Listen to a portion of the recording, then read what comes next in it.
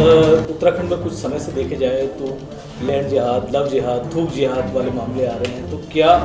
इस पर समाजवादी पार्टी का क्या कहना है, क्या है ये प्रभाव? समाजवादी पार्टी का स्पष्ट मत है कि भारत देश जो है धर्मनिरपेक्ष देश है और उत्तराखंड भी भारत का अभिन्न अंग है। और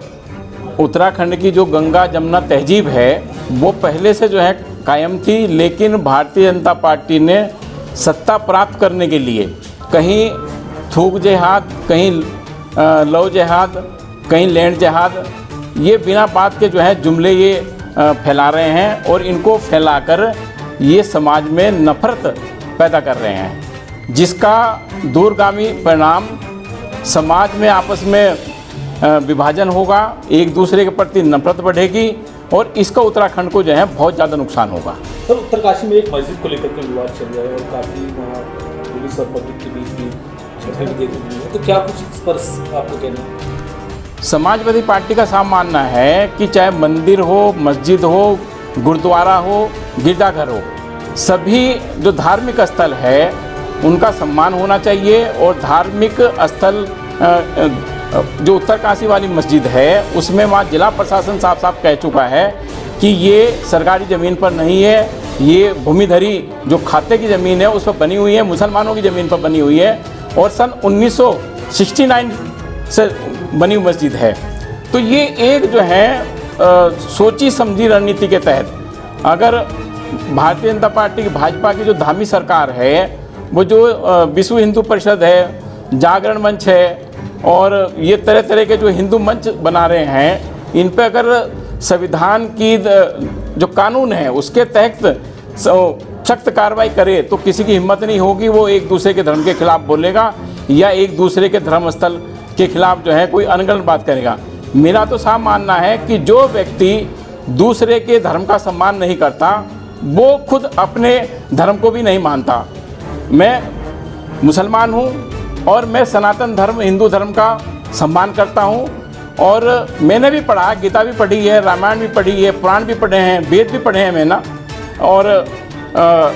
मैंने जो है गुरु ग्रंथ साहिब भी पढ़ा है, बाइबल भी पढ़ी है। उसमें कहीं भी जो है कट्टरता की जगह नहीं है। और सनातन धर्म में ये कहाँ लिखा है, मैं इनसे पूछना चाहता हूँ, चाहे वो ये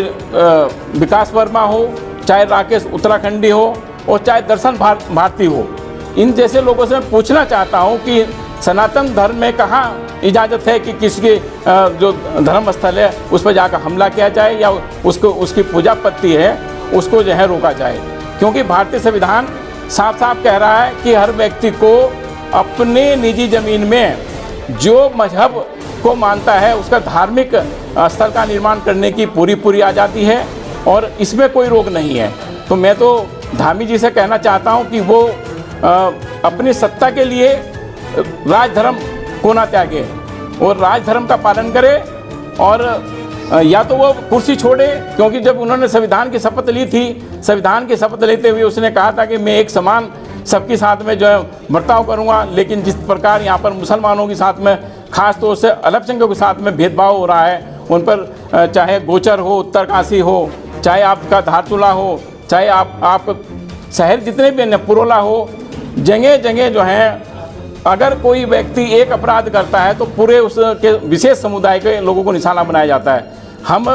अपराधी के साथ नहीं हैं। जो कोई अपराध करता है उसको भारतीय कानून के तहत सख्त से सख्त सज़ा मिलनी चाहिए। और दूसरा, मैं मुस्लिम समुदाय से भी कहता हूं और मैं मुस्लिम समुदाय का जिम्मेदार व्यक्ति होने के नाते कहता हूं कि अगर कोई खाने को अपवित्र करता है, कोई खाने में थूकता है, तो मुस्लिम समाज उसका जो है सामाजिक बहिष्कार करेगा, बिल्कुल करेगा।